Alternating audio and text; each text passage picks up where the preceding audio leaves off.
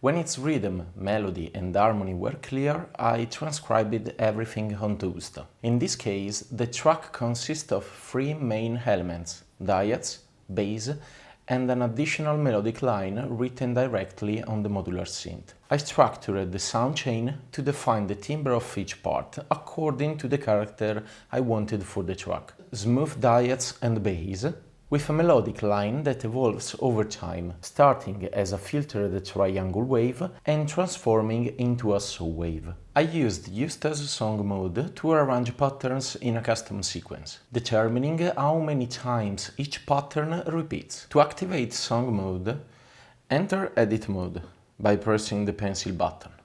Hold ESC and press the pencil button again.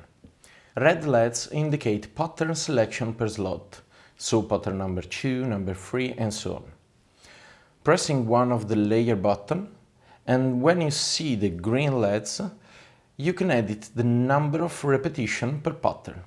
The first track of Usta controls the highest melodic voice. CVA tracks the NTO by random source. Gate A controls the filter opening for the NTO, and CVB is set to raw mode, allowing direct voltage control of the panning of this voice on the QSC. Since this output is positive only, I set the pan fully left, found the corresponding center voltage, that is around 4.8 volts, and use it to create an evolving panning sequence throughout the track. My choice for this voice is the VAR out from the NTO, modulated VSV and manually to morph the waveform. It passes through Cunsa filter 1, then enter the QSC channel 1. Gate A from Usta's track 1 controls the filter's opening, softened by Fallistri's Liu limiter for smoother attack and decay. This volt per octave input of the NTO allows me to apply portamento to the sequence.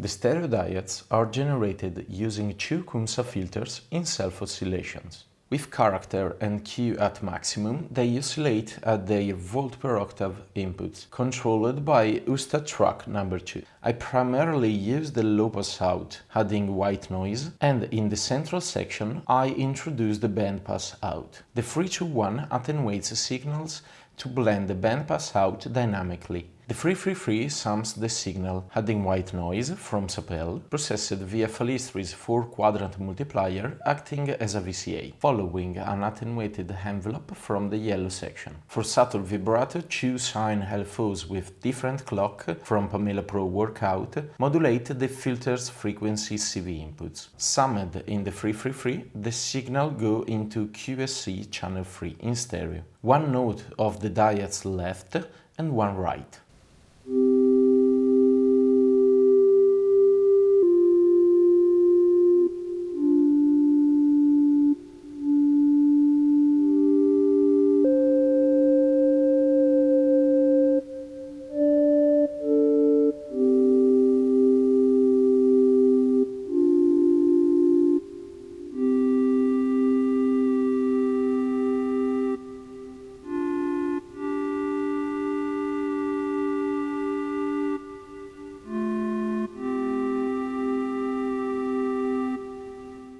With these dyads, I also wanted to create a layer that introduced some distortion.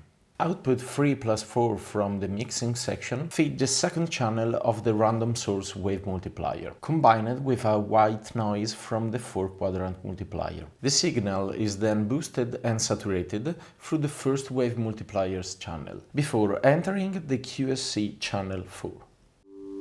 For stereo movement, I used a sample and hold from Pamela, processed through the 321. A negative DC offset converted the signal from positive to bipolar, enabling dynamic left-right panning in the mixer.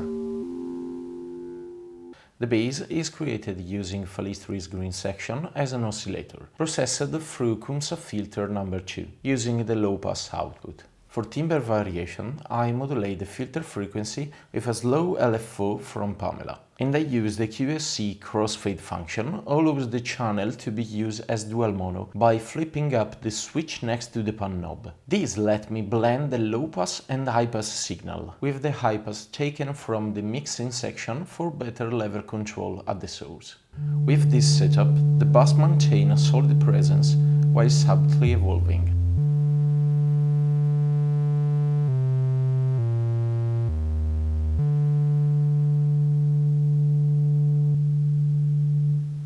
To synchronize the sapel, I clocked the green section directly from gate A of Usta's track 3, sent the green section clock into Falistri flip-flop, acting as a clock divider to run the yellow section at half speed. The track features two effects, the verbose multi-delay processor and the Empress Zoia. The multi-delay receives one of the QSC aux sends. I use the manual mix output, which allow me to blend different delay times using the faders. I use the built-in reverb to further enhance the ambient texture. The other aux send from the mixer goes to the Empress Zoia. On this pedal I create a patch with 3 parallel effects. A ping-pong delay clocked by gate A of Usta's track 4, a reverb and a distortion. This setup allows me to tweak parameters on the fly, as I did at the end of the track where I increased the distortion amount. Thanks for watching. If you have any questions or want to dive deeper, feel free to share them in the comments or join the discussion on the Frap Tools Discord. See you next time!